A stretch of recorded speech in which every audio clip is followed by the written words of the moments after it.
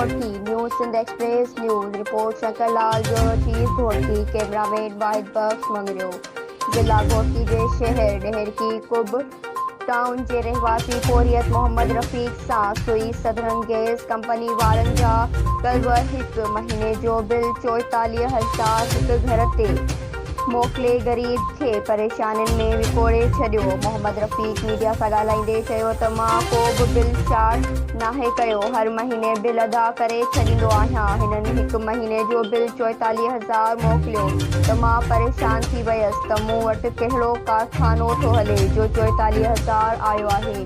जॾहिं मां गैस वारनि जी ऑफिस बिल खणी वियसि त मंजूर नाले हिकु ऑफिसर मूंखे इहो चई वापसि मोटाए छॾियो त जल्दी बिल अदा कर न त ॾंड भरणो पवंदई। मां दरख़्वास्त लिखी वसवारनि खां इंसाफ़ जी घुर कई त मंजूर नाले ऑफिसर धमकियूं ॾियणु लॻो। चयाईं इहो बिल तोखे भरणो पवंदो, जे इहो बिल न भरींदसि त ॿियो ॾंड पवंदई। मां आला इख़्तियारनि खां मुतालबो थो करियां त महिरबानी करे बिल ते नज़रसानी करे इंसाफ़ फ़राहम कयो वञे। Ghotki news Sindh Express news.